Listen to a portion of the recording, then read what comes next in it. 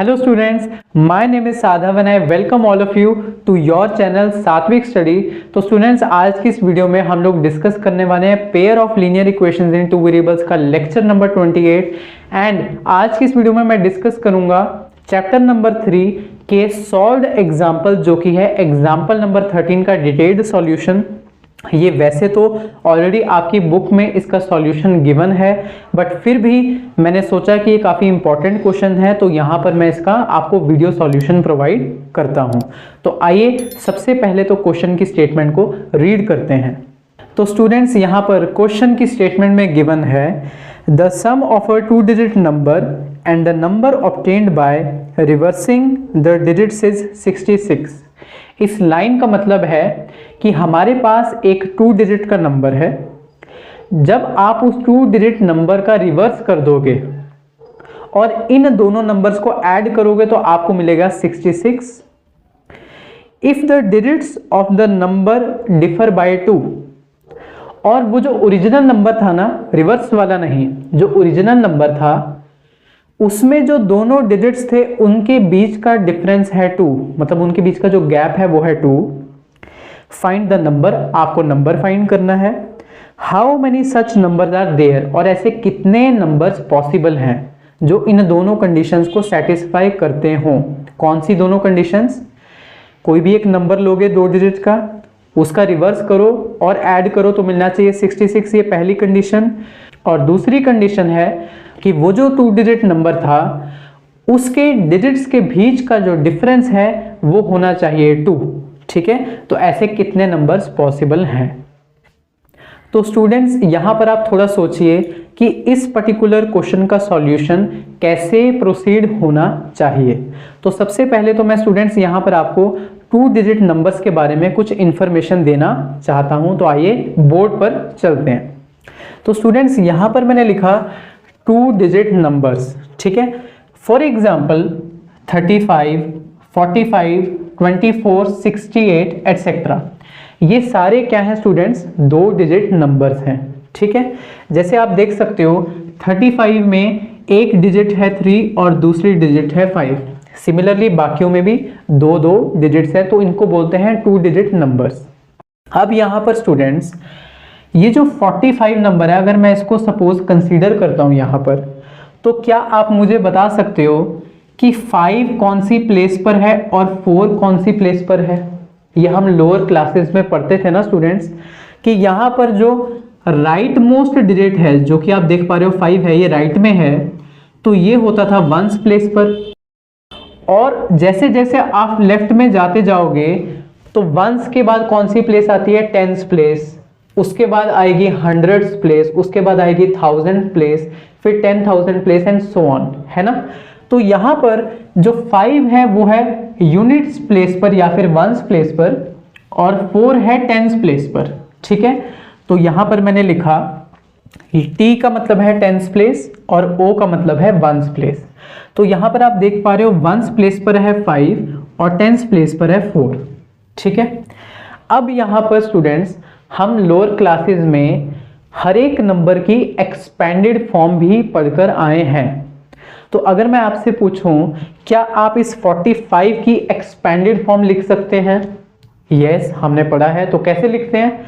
तो स्टूडेंट्स, सबसे पहले जो 4 है हमने यहाँ पर उसको एज इट इज लिखा, और क्योंकि 4 10s प्लेस पर है तो आप 4 को 10 से मल्टीप्लाई करोगे, प्लस का साइन लगाओगे, फिर 5 लिखोगे, और क्योंकि 5 1s प्लेस पर है तो 5 को 1 से मल्टीप्लाई करोगे। तो यहाँ पर 45 की एक्सपेंडेड फॉर्म क्या है? 4 × 10 + 5 × 1। Got it? तो यहाँ पर 4 10s बनेगा 40, 5 1s 5, और ऐड होने पर आ जाएगा 45। ठीक है, तो ये है 45 की एक्सपेंडेड फॉर्म, ये हमें पता है। सिमिलरली अगर मैं आपको बोलूँ 24, तो 24 में 4 1s प्लेस पर है और 2 है 10s प्लेस पर। तो क्या आप मुझे 24 की एक्सपेंडेड फॉर्म बता सकते हो? तो यहाँ पर आप क्या करोगे? 2 को मल्टीप्लाई करोगे 10 से। क्यों 10 से मल्टीप्लाई करा? क्योंकि ये 10s प्लेस पर है, प्लस 4 1s प्लेस पर है तो 4 को मल्टीप्लाई करोगे 1 से। तो 24 की एक्सपेंडेड फॉर्म क्या होगी? 2 × 10 + 4 × 1। और आप वेरीफाई भी कर सकते हो कि ये 24 ही आएगा, ठीक है। इसी तरह से अगर यहाँ पर एक 100 प्लेस पर भी कोई नंबर होता है यहाँ पर, तो आप उस नंबर को 100 से मल्टीप्लाई करते, ठीक है। और अगर कोई नंबर 1000 प्लेस पर होता तो फिर आप उस नंबर को 1000 से मल्टीप्लाई करते, है ना। अब अगर मैं स्टूडेंट्स आपसे यहाँ पर पूछूं, अगर मेरे पास 1s प्लेस पर कोई डिजिट होती y और 10s प्लेस पर कोई डिजिट होती x, तो क्या आप इस नंबर जो कि है x y, क्या आप इसके एक्सपेंडेड फॉर्म लिख सकते हो इसका यूज करते हुए? जैसे हमने यहां पर एक्सपेंडेड फॉर्म लिखी, तो क्या आप इसके लिए भी एक्सपेंडेड फॉर्म लिख सकते हो? ऑब्वियसली लिख सकते हो। तो स्टूडेंट्स यहां पर x क्योंकि 10s प्लेस पर है तो मैंने x को 10 से मल्टीप्लाई करा, और y 1s प्लेस पर है तो मैंने y को 1 से मल्टीप्लाई करा, और ये बन गया 10x प्लस y, ठीक है। तो अगर कोई नंबर है x y, स्टूडेंट्स यहां पर ध्यान रखिए, यहां पर x और y के बीच में मल्टीप्लिकेशन नहीं हो रहा, यहां पर दोनों का प्रोडक्ट नहीं लिया जा रहा। जैसे यहां पर मैंने 2 के साथ 4 लिखा था, तो इसका ये मतलब नहीं था कि 2 4 से मल्टीप्लाई हो रहा है, ये सिंपली 2 4 है, ये एक नंबर है 24। इसी तरह से एक नंबर है x y, x अलग है y अलग है, इनके बीच में प्रोडक्ट नहीं हो रहा। तो अगर 10s प्लेस पर x है और 1s प्लेस पर y है, तो इसकी एक्सपेंडेड फॉर्म क्या हो जाएगी? 10x plus y। क्यों होगी? क्योंकि हमने यहां पर देखा एक्सपेंडेड फॉर्म कैसे लिखी जाती है। तो सबसे पहले मैंने आप लोगों का एक बेस बिल्ड कर दिया, एक्सपेंडेड फॉर्म किसी भी नंबर की कैसे लिखते हैं। अब हम नेक्स्ट स्लाइड में इसका ऑफिशियली सॉल्यूशन डिस्कस करेंगे। तो स्टूडेंट्स लास्ट स्लाइड में हमने ये देखा था कि किस तरह से हम किसी भी 2 डिजिट नंबर की एक्सपेंडेड फॉर्म लिख सकते हैं। अब हम इस स्लाइड में इस पर्टिकुलर क्वेश्चन का ऑफिशियली सॉल्यूशन प्रोसीड करने वाले हैं। तो स्टूडेंट्स हमें क्वेश्चन में एक 2 डिजिट नंबर के बारे में बोला गया है और उसके बारे में हमें कुछ अता पता नहीं है, तो सबसे पहले तो हम उस 2 डिजिट नंबर को लेट कर लेते हैं। तो आइए इसके लिए हम बोर्ड की तरफ चलते हैं। तो स्टूडेंट्स यहां पर सबसे पहले मैंने लिखा फर्स्ट और ओरिजिनल नंबर, ठीक है। अब यहां पर मैंने लिखा let 10s digit is equal to x and let 1s digit is equal to y। तो यहां पर मैंने क्या करा, जो 10s प्लेस का डिजिट है उसको x मान लिया, जो 10s प्लेस पर डिजिट है उसे मैंने x मान लिया, और 1s प्लेस पर जो डिजिट है उसको मैंने यहां पर y मान लिया। मतलब स्टूडेंट्स ये जो नंबर है x y, तो इसकी एक्सपेंडेड फॉर्म क्या होगी? वो होगी 10x प्लस y, जैसा कि हमने लास्ट स्लाइड में देखा था, ठीक है। तो फर्स्ट नंबर हो गया 10x plus y।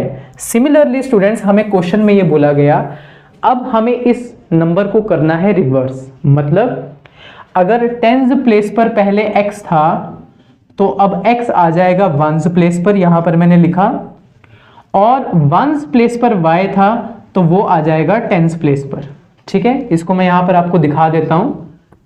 10s place 1s place, पहले 1s प्लेस पर था y तो यहां पर आ जाएगा x, और पहले 10s प्लेस पर था x तो यहां पर 10s प्लेस पर आ जाएगा y। तो पहले नंबर था x y और अब नंबर हो गया y x, ठीक है। तो ये रिवर्स हो गया। अब स्टूडेंट्स तो let 10s digit is equal to y, तो 10s प्लेस पर y है और 1s प्लेस पर यहां पर क्या है स्टूडेंट्स x। अब y x का एक्सपेंशन क्या होगा स्टूडेंट्स? क्योंकि y 10s प्लेस पर है तो आप इसको 10 से मल्टीप्लाई करोगे, प्लस x को 1 से मल्टीप्लाई करोगे क्योंकि 1s प्लेस पर है। तो इस नंबर का एक्सपेंडेड फॉर्म होगा 10y प्लस x।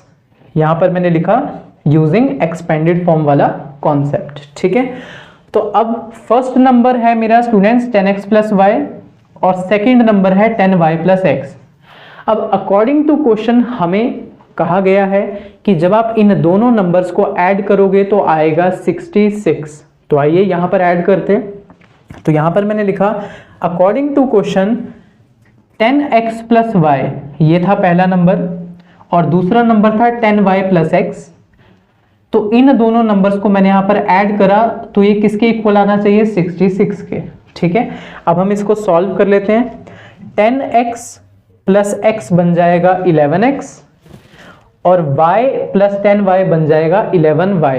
x वाली टर्म्स ऐड हो गई, y वाली टर्म्स अलग से ऐड हो गई। तो यहाँ पर 11x plus 11y is equal to आ गया 66। अब यहाँ से मैंने 11 कॉमन लिया तो अंदर बच गया x प्लस y और ये 66 एज इट इज। और जैसे ही आप 11 को 66 के साथ डिवाइड करोगे, जब क्रॉस मल्टीप्लाई करोगे तो 66 बाई 11 बन जाएगा 6। तो x प्लस वाई की वैल्यू यहाँ पर कितनी आ जाएगी? 6 आ जाएगी। ये हमारी आ गई स्टूडेंट्स फर्स्ट इक्वेशन। सेकेंडली हमसे क्वेश्चन में ये भी कहा गया था कि जो हमारा 2 डिजिट नंबर हमने लेट करा था अभी, उसके जो दोनों डिजिट्स हैं उनके बीच का जो गैप है, अंतर है, डिफरेंस है, वो है 2, वो है 2। ठीक है, तो यहां पर मैंने लिखा अकॉर्डिंग टू क्वेश्चन ये जो 10th प्लेस की डिजिट है x और 1st प्लेस की डिजिट है y, जब मैं इन दोनों का डिफरेंस लूंगा मतलब x माइनस वाई करूंगा तो वो किसके इक्वल आना चाहिए? 2 के इक्वल आना चाहिए। तो यहां पर ये हमारी आ गई सेकेंड इक्वेशन। स्टूडेंट्स आप यहां पर x minus y is equal to 2 की जगह पर y minus x is equal to 2 भी कर सकते थे। ठीक है, तो मैंने यहां पर इसलिए यहां पर और का सिंबल लगाया है।